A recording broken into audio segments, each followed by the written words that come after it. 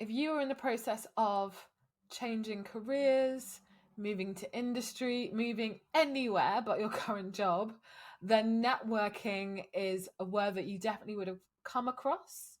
And it's a very important skill that you need to learn to uncover most of the job opportunities available to you that will probably be more bespoke to you than the ones that are advertised. So, hence this podcast episode, which focuses wholeheartedly on why would you need to network, some different networking styles, and a little bit about the approaches, but most importantly, explains the value of networking from real life doctors such as myself, but also Johnny Andrews. Anyway, enjoy and don't forget to subscribe. Hello, everybody. We are going to be focusing on the big N word in today's episode. N for networking. I know for some of you, for many of us as doctors, it's a dirty, dirty word that requires one to run away as fast as possible. But the reality is, networking is a really, really essential tool or skill to hone, especially if you are looking to grow professionally, move up in your career, and this is what we're all about, like finding and uncovering alternative opportunities that are amazing and right for you. So, in order to have this conversation and talk about this really important topic, I have brought back Dr. Johnny Andrews, who is, I always say, part of Medic Footprints Furniture, but also the Chief Medical Officer of Certific and the ultimate networker. I have to say, he totally is. He's always been, and I was like, right, let's talk about networking together. Like he literally knows more people than I do. Sometimes I think, but no one ever knows more people than I do because it's Not me. true. So welcome back, Johnny. Thanks so much for Thank you. joining us. We can talk forever, so I thought it's really important to get started on some statistics. We all love stats, right? And before I even start those statistics, if you like the way the conversation's gone so far, or listen to some other episodes of this and thinking, oh my gosh, this is what I need to listen to as my equivalent MBA to moving and changing careers, then make sure you subscribe on whatever platform you're listening to. And also make sure you join our mailing list and our publication and our community by going to medicfootprints.org/join our mission. There's even more gold in that. Anyway, right, let's get with the stats. So I'm reading HubSpot, right? Everyone knows HubSpot, the CRM marketing platform. So, according to HubSpot, 85% of jobs are filled through networking. 85%. According to LinkedIn, 70% of professionals who are hired had a connection at their company. And more than 80% of professionals consider networking vital to their career success. So, I mean, these are really powerful stats. I mean, what are your thoughts on that in relation to doctors moving careers? I mean, Johnny. Um, well, firstly, thank you for having me on again and the intro and yeah, it's a great topic actually, networking, and I will speak from anecdotes from myself and career to date, and also pick up on some of these interesting stats. They're mind blowing actually when you think about it. I mean, it it strikes me it's incredibly high, all those statistics. But actually, just reflecting on it for just a split second, I'm not surprised at all. Um, and of course, you know, if you're into stats and data, one might argue, well, what's the sample size and what were the you know, where is this data from exactly, and what kind of companies, what type of LinkedIn, professionals, what HubSpot, big countries. companies, millions. But I'm not, you know, I mean, I've seen it from small startups, bootstrapped, you know, Yeah. to the bigger, you know, sort of scale ups, and then of course, you know, established companies as well. And I think recruitment is definitely something of an art. I mean, big established companies often do that in house. They have HR teams that do recruitment, and recruitment is a big business for agencies as well. But when you think about it, talent sourcing is especially in professions that need skilled individuals. It's an art rather than a science. It's not just quantity and data and just a numbers game and just simply putting ads out and putting a bucket tons of money to just find people and attract people. It has to. I think the client or the customer, which is an employee, also treats it as a bi-directional relationship with their employer, and I think that is why you will find that people will often know somebody in the company. They're Yeah. often attracted to a company for different reasons. It might be that it's a big glamorous company that they know all about it. It's in the news, has buckets of money, is doing really cool stuff. But more often than not now, I feel like, especially with clinicians, they're very interested in a bit more behind just the name. Yeah, I mean, I They're think we're looking interested at. in people, Sorry the to jump in. I mission. think we're looking at networking, and I mean, you've mentioned a lot there. Let's start that. You've mentioned a lot there. So I wanted to actually hone in on like the foundation of what we're talking about, which is networking for doctors in particular. So it's one of those skills that we aren't conscious of. It's something that we do, of course, because we're people and people talk to people, but it's not something that's recognized as a skill or a competency in sense. But especially when you're looking at moving careers outside of the conventional clinical arrangement, which is, especially in the UK, what happens is in medicine, you apply for a job in a but it's like either a hospital or you're applying for a specialty training program, and actually you can get that job whether you know someone or not, pretty much, right? It's about the whether you pass, whether you get enough points in your interview, right? And it's not about who you know, which isn't necessarily a bad thing in itself, but the reality is if you've got doctors who are moving to industry, which is the rest of the world pretty much, if you are looking for a job, it is, there aren't any strict rules onto whether you get that job or not, and it's not always about whether you how many qualifications you have. It's not always about how well you even did in an interview. It is actually about who you know, number one, and whether you fit into the culture. And you're more likely to fit into the culture if it's through who you know, because you've already got someone that they trust that's vouching for you, right? I mean, like, how would you, and I think one of the challenges we've seen doctors face is that they don't like the word networking and what that is associated with, which I think a lot of people think just like having small talk and cold calling or cold messaging. And as doctors, we don't like to bother anyone, we don't want to waste anyone's time, and we're highly apologetic. um, and it's like actually uncovering job opportunities. How do you best network for that? So so where I'm going with this is, what is networking for? Is it networking to get a job, or is it networking to build relationships, which at some point in the future will uncover the opportunity? I mean, what are your thoughts? Yeah, so my thoughts are, and if we break it down a little bit, and I feel it's super important to have a bit of a goal in mind. What is Mm. it that one is looking to achieve, and then you can optimize for that. So it might be the case that people are looking for a job and they say, okay, fine, networking. I've read online, it says X, Y, and Z, prepare my resume, all of those sorts of things. Yeah, fine. All of those things are important and they do have a place.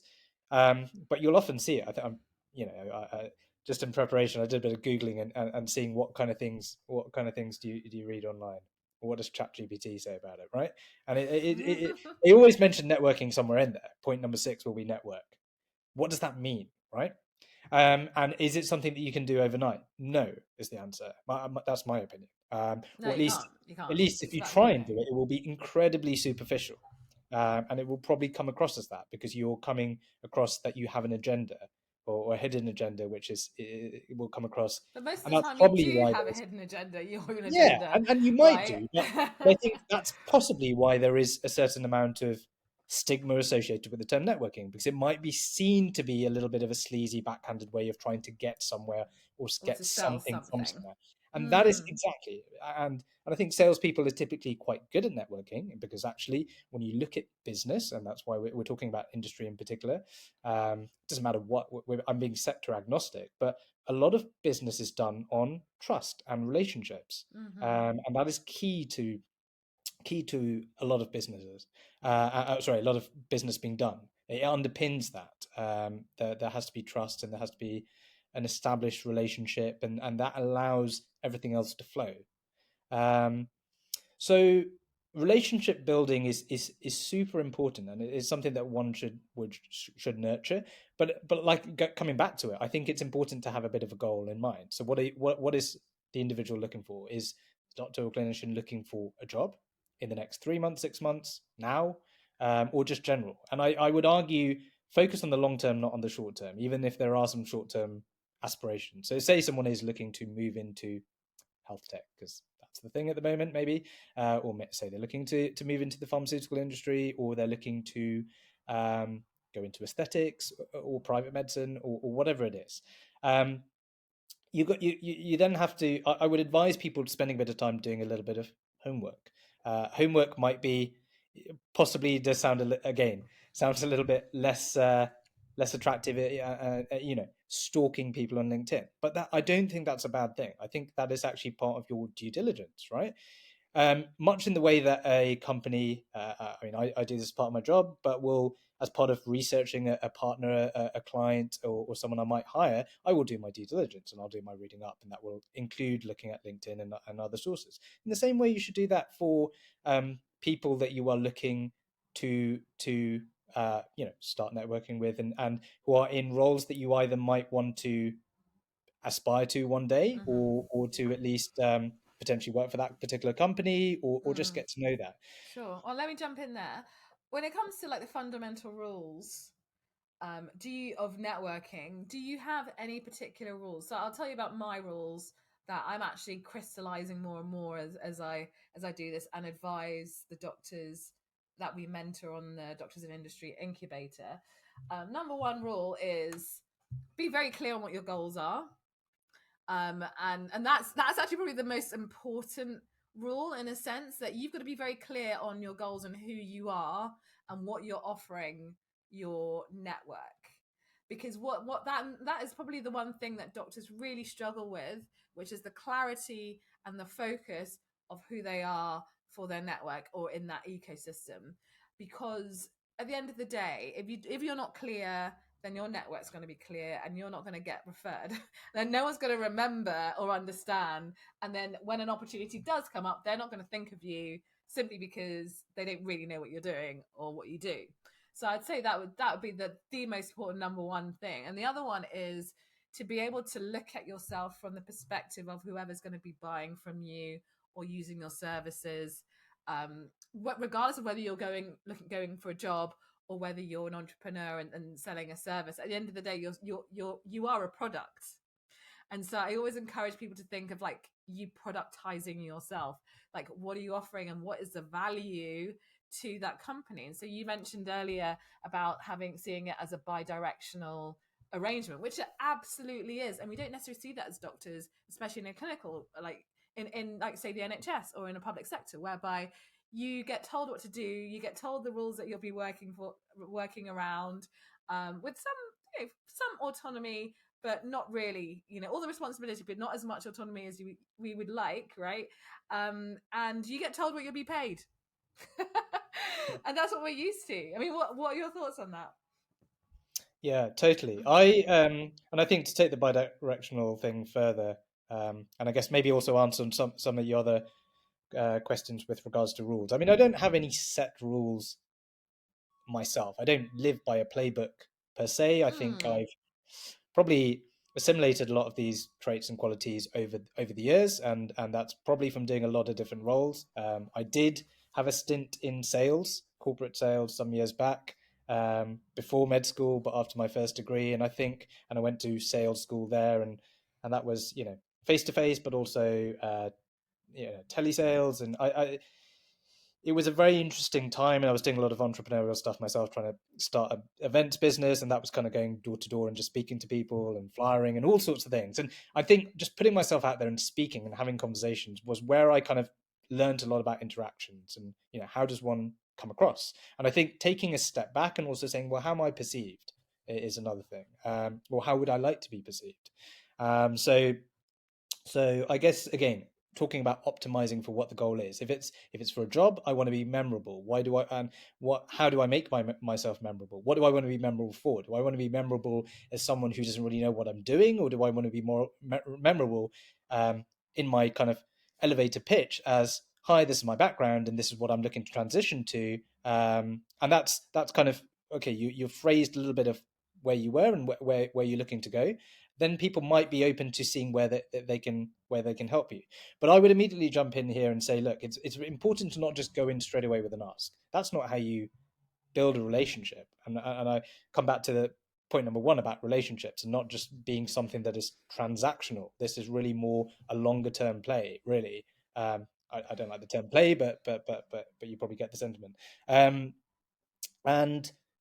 I you know, it's you know, if you read articles or books on this, I think they'll say it in different words, but it's being able to provide value, and being very open and upfront with that. And I think this is something that not too many clinicians understand well enough. If you listen to many sales or marketing gurus online and you scroll through those videos on Instagram, LinkedIn, whatever, you'll see the likes of people like Gary Vee saying, you know, provide, it's all about providing value, and that's how you drive business, and that's how you do this, and content or whatever it might be. And um not to speak badly of that, I think that is actually, if you take that key statement there and say, well, okay, that might be with regards to marketing or selling something, a product or service, but actually think, as you said, Abeyna, thinking of oneself as a product, okay? Because I want to look for a job, I want to become a key opinion leader, or I might want to speak on stage, or I might want to do X, Y, or Z. And that is why I want to network and build a network and become known for something. Mm-hmm. Or you have to be able to provide value. People, if you provide value, you're offering something. And if you have something to offer, people who may be looking for that might become interested in it. And I'm a big believer in providing value up front and for nothing Yeah. and no expectation in return. And I feel like if you think about it, with friendships and good relationships, we're talking about healthy relationships here, not getting into the psychology of it, Yeah. but take friendships or personal relationship, romantic relationships. Generally, there is a bit of, there's a two-sided approach where people are doing something and there's no hidden agenda here. Again, it's just doing something just to be nice, but to Yeah. smile on someone's face. Or Yeah. and I think fundamentally clinicians are actually very good at it. And I think why I have become better at this is not because I've done sales school and stuff 12 years ago. That probably did help in the early Mm-hmm. days. I think why I've become much better at it and much better recently is because I'm still clinically active. I'm working as a doctor. I've done, in the last 2.5 years, I've done a lot in urgent care. So and I'm seeing patients myself and in a kind of almost like a GP setting. So, and Mm-hmm. I'm there dealing often with people who are unable to see GPs and they have their frustrations of everything that's going on in the health Yeah. service at the moment, and the knock-on effect of COVID and all sorts of things. And they come with complaints, not necessarily symptoms also, but social things as well. And I pause and I listen to them, and I really try and say, well, how can I add value to this patient? Yeah. Without trying to sound cheesy, but how can I Yeah. how Yeah. can I help them? I know my limitations as well, so I know what I can do, but I also know within the system, I take a step back and go, well, how is the NHS going to serve this? Okay, fine. Is this someone who needs admission, or does it meet a criteria or a guideline? And Mm-hmm. yeah, that might be a binary decision. But if it's no, am I just simply going to say, no, you need to go and see your GP? Is someone going to actually accept that and actually feel happy and felt like they were listened to? The answer is no. So it's all about the relationship as a clinician patient on okay, well, how can I get them to understand or at least explain the situation? And actually, I find just talking, explaining the situation, which might take me longer. So sometimes I Yeah. I do go over on shifts and things do take longer. But I actually feel that a patient often leaves with a smile on their face. They feel satisfied and they say, "Thank you, doctor. Thank you. The first time you explained this, or my Yeah. GP didn't, or whoever." And I'm not trying to bash any GPs or anything in particular, if it comes across like that at all. But I'm just using it as an example. So having done that clinically, I'm still doing that clinically. Mm-hmm. A couple of evenings a week. That I take those learnings and I apply that in my current job and in business, and when I go to events and other things, and just brokering introductions that I do between Mm-hmm. numerous of the people that we Mm-hmm. know, Abeyna, and someone says, well, I see it at an event or you see it at an event and say, hey, Yeah. I'm interested in X, Y, or Z. I'll just say, have a chat with that person. Yeah. And I mean, there's no expectation in return there. I'm Yeah, just trying to provide some value up front because it might deliver some use, yeah, it's Um, quite difficult because obviously, we're all pressed for time. We're very busy people, and a lot of the time, most people that embark on the whole networking thing, there is an agenda. It's nice to be like, oh, I'm just here and I'm just hanging out, and whatever happens happens. But the reality is, especially if you're running a business or if you're looking to get a job, you have to be focused, right? Otherwise, you don't make money, you don't pay your bills. We can see where this is going, but it can be quite challenging balancing the adding value up front and then hoping that you'll get your returns later on. And in some ways, that is it's a bit of an investment. It's a risk, and then you've mhm. got to also decide, who are you going to help and who you're not going to help, because lots of people will come and ask for help. Lots and lots and lots of people will ask for help from you, or lots of companies will try and get your opinion for free, and actually will probably make money of it later Yeah, down the yeah. line. So I would say, from what you've said, there needs to be a real conscious balance and a line. I think Mhm. also because I see a lot of doctors who are thinking that in order to get into industry, they have to sell their services for free to just get their foot in the door, or take a massive pay cut to get their foot in the door, which does not have to be the case. You can if you want to, but does not have to. But there's a narrative in certain circles that it's something you have to do. So I think it's really important to find that balance. But anyway, I wanted to move on to the different styles of networking.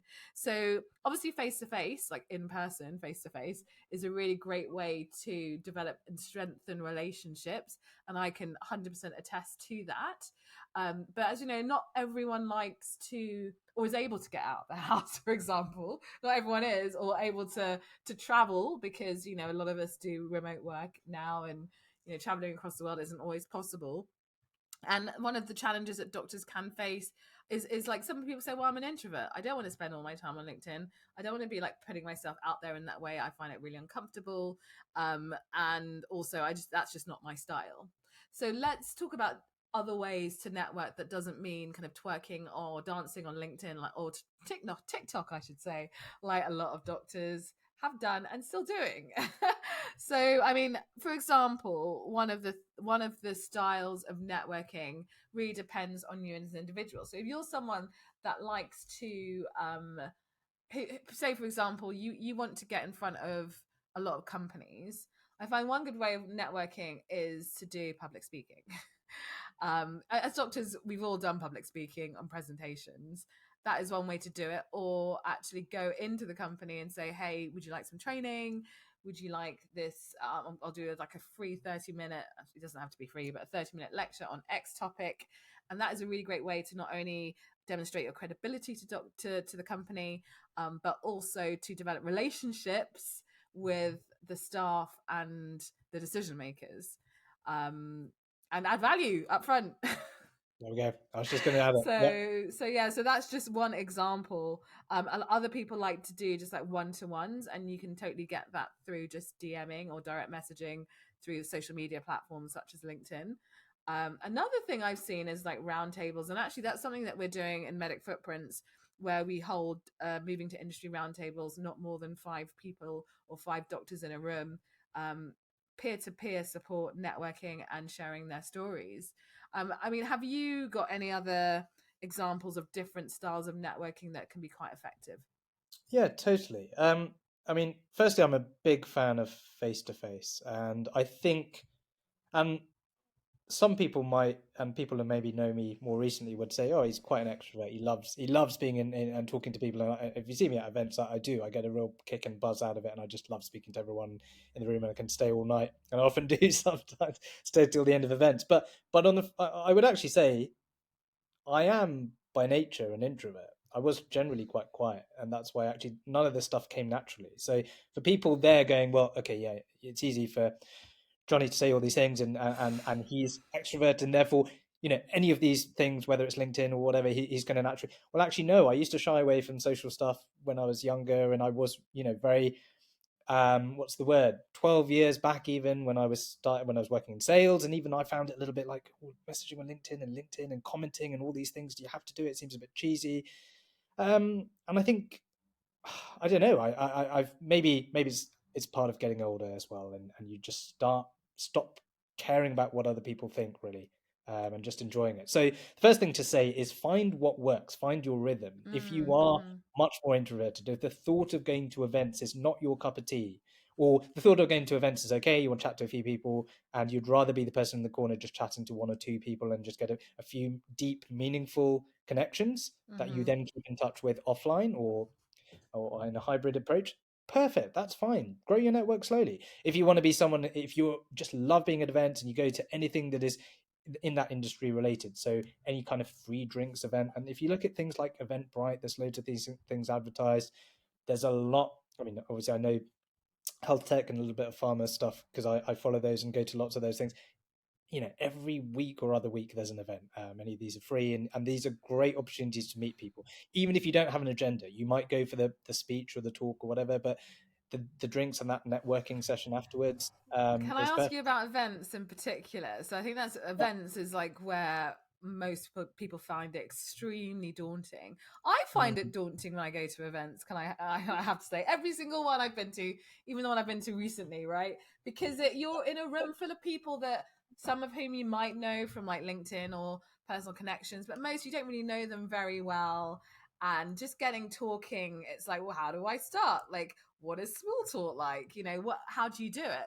And how do you approach people? Like, that's another thing. Like, you've locked eyes with someone else in the room and you're like, should I go and talk to them, or do they know me, and it's really, really, really daunting, even for people who look like they're really comfortable in it. I personally find it quite daunting. But what I do love is like when I start having those conversations, I kind of come into this like, oh my God, you're normal, or oh my God, you're like really inspiring, and I'm learning so much from this.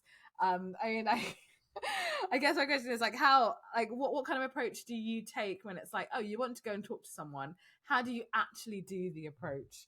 Yeah. I mean, I'll use an example of, sometimes approaching is like, oh my God, I've seen you on LinkedIn, or I've listened to your podcast, or I've seen you on this. Like, what are you talking? I've seen you on this agenda. What are you talking about? Oh, actually, I know someone that worked with you, or I know someone. Do you know what I mean? Like that's one way in, and then it's about not always talking directly about work. I find it's better to just talk about life stuff.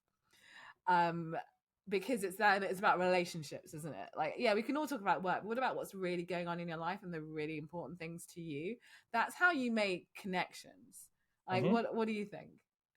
So sorry, I know we started with wanting to focus on the non face to face stuff really, and I'll get to that in a second because Yeah, I yeah, think yeah, yeah, there's a lot of stuff that's non face to we'll face talk now, about we'll talk about the non face to face stuff in a minute.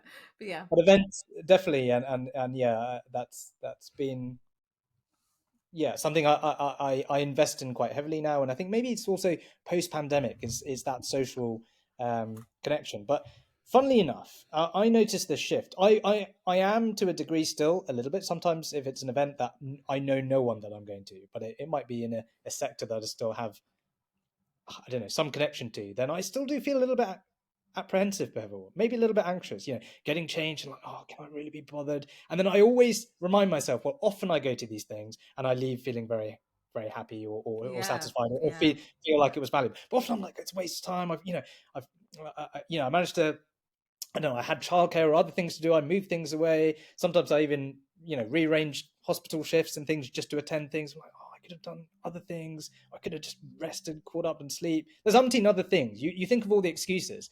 I always then remind myself, look, you never know where the journey might take you. And this coming back to a point that you said, and I agree with, definitely have a goal. Don't be too kind of wishy-washy and just say, well, anything can happen.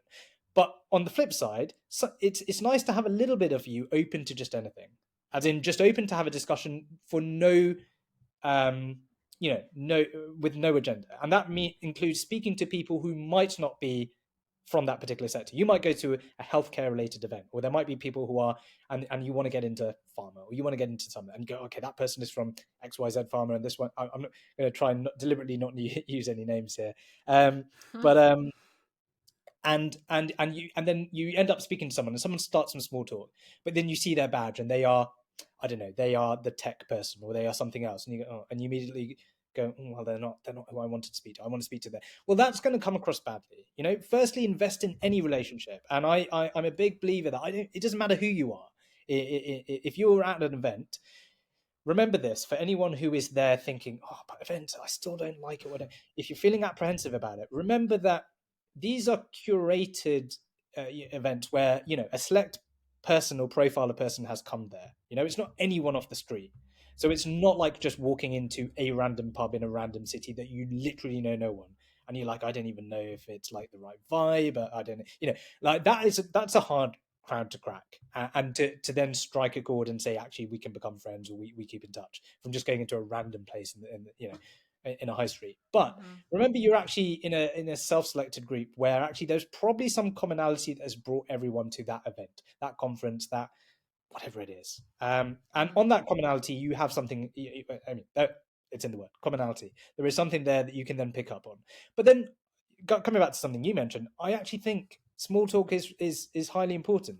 I think as Brits, we talk about the number of times on a Zoom call, and given that Certific is based in Estonia, and I work with Estonian colleagues, and we do a lot of stuff in Europe. They always come. You guys talk about the weather, and how does Johnny make a conversation? An intro on the weather, and then it goes into this and that, and 20 minutes later. But look, that is all rapport building, and actually, I feed off the other person as well. So,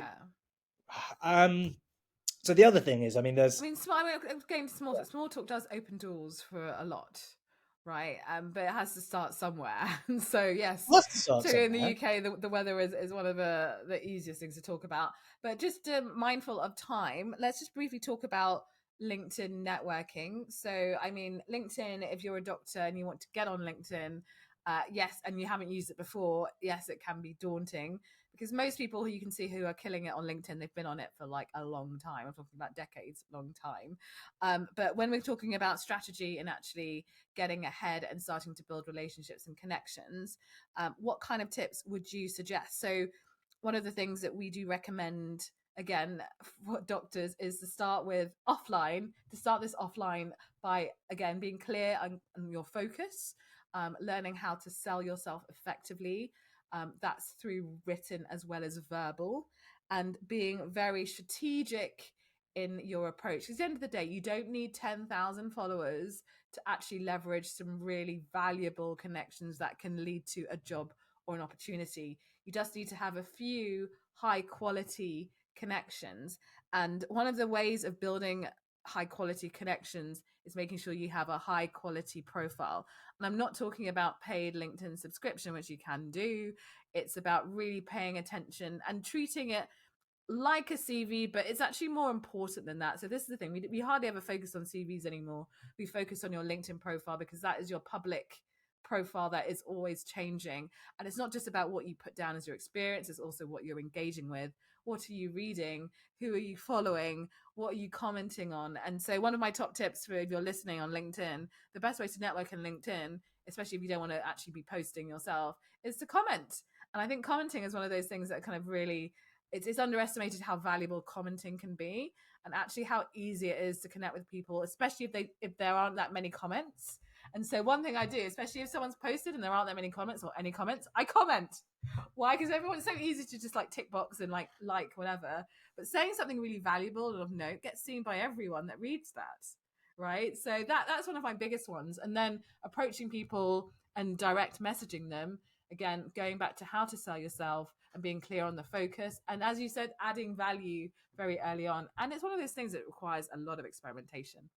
What's your thoughts on that, Johnny? We've got a few minutes left. Yeah, totally. So on LinkedIn, and I think that's a primary. I mean, I'm a big lover of LinkedIn. So I've been on LinkedIn since 2010 or 11. So that's quite early, I think. So maybe I'm one of those decade-long users. And I had it for sales, and I think we were encouraged very early on to comment, and LinkedIn was seen as, to me, a little bit cheesy compared to Facebook, where people were a little bit more open with their opinions and genuinely engaged with stuff. LinkedIn just seemed like co-workers liking and loving everything. Everything was positive.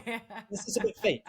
Well, look, I think maybe it's leveled out a little bit. I think it's become more like Facebook, but that's another. Yeah, I think so too. I think so too. And that probably the demographic of Facebook users have now moved to LinkedIn, etc. Yeah. But first thing to focus on is, look, some of it is just broad mechanics of the algorithms of how any social media platform work. So it's simply the reason why. So people they're going, well, I don't want to comment on it, or why?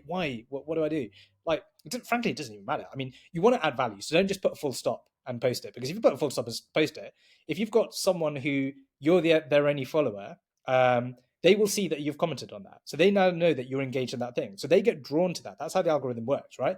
But of course, if you just put a full stop, that's rubbish. There's no value there. You need to actually comment on something. And lots of people do it in different ways. And you see some people really hustling. I'm surprised sometimes with the amount of comments, and I log on and this person Mr. XYZ or Dr.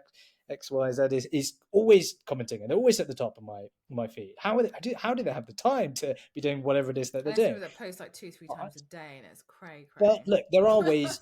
If you're a content producer and you want to be the broadcasting your opinion or putting something out there, then there are ways to do it around a schedule that you're working, and you can use all sorts of apps to pre-prep content and things like that. Personally, I say, look, just be genuine, be yourself. Like, it comes across after a while if you're being cheesy. So genuinely talk about things that you actually know about, or bring in some real examples. Again, try and deliver some value. So if there is a comment as an opinion piece, put your opinion on from your side and try and use anecdotes that you can. Of course, as clinicians listening here, don't try and make sure you're conscious not to name anything that could potentially incriminate you in some capacity. So be very kind of broad with what you're doing. I'm a big believer in also trying to sometimes provide alternative opinions, or sometimes slightly contrarian things, not Don't create an necessarily echo controversial, chamber. not for the Like, sake of being controversial, but then because at the end of they're the day, onto did your you know statistically, like most people on LinkedIn, I think at least 70% don't actually create or do anything. They're just more consumers. And if you consumers. listen They like to things, one that's of it. our recent podcasts on LinkedIn with Mohammed Draz, he made the point that actually most the platform, we talk about algorithms, they are rewarding people that actually create over those that just consume even more and more now. So if you're someone that has been sitting back and watching, actually, if you really want to make the most of the platform and your time, do give back by simply commenting and giving feedback. And if you're like reading, or you think, well, that's an interesting conversation, say something of value. And if you're not sure it's of value, you'll know by seeing how much by doing it, and then getting to see whether you got any responses or not. And that's how you learn as to what's really of value or not. And I think, again, I spoke to someone else yesterday, Vanita Ratan is another podcast, and it's like, actually, a lot of the stuff you just put out, see if it works. If it doesn't work, great, don't do it again. If it does, great, do more of that. And that's how Vanita, again, previous podcast, she's got to 2.5 million followers on her social media platform. So, I mean, it's amazing. Anyway, we've totally run out of time, and as usual with Johnny, like, he's got really valuable things to say, and it goes I on can for a keep while. going. Yeah, that's Yeah, cool. but anyway, the call to action for this podcast is, if you are really interested in professionalizing your move to industry, alternative careers, check out medicfootprints.org/industry. This is what we do. We have professionalized it. Think about the skills gap. Think about MBA level moving to industry. This is what your companies want. This is how you get ahead, because most doctors are now looking to leave. So how can you really get one up on them in that sense, but also, most importantly, stand out? So any final words for you, Johnny? A few final words. So, I mean, with LinkedIn, DMs, actually try and create personal things for those who are, do virtual coffees. That's something I've started doing. So if you can't leave your house because you've got childcare commitments, or whatever, you can't go to all these networking events, virtual coffees with people. There's so many people. I mean, I'm happy to have a virtual coffee with most people. Like, it doesn't matter. So if someone wants to, I don't know, just have a chat with me, that's fine. Like, just reach out to Great. me on LinkedIn. Find So, Johnny Andrews yeah. on LinkedIn. Virtual coffee. He said it here. So LinkedIn for the win. He's gonna be having a lot of caffeine in the near future. I I'll have to buy predict will some more be the decaf. case. Anyway, thank you so much for your time, Johnny. Thank you so much for coming on again and sharing your misses and your insights. And I'm sure that we'll touch base soon again. You're welcome. Take Thank you, care. guys. Hope you found it useful. Bye. Bye.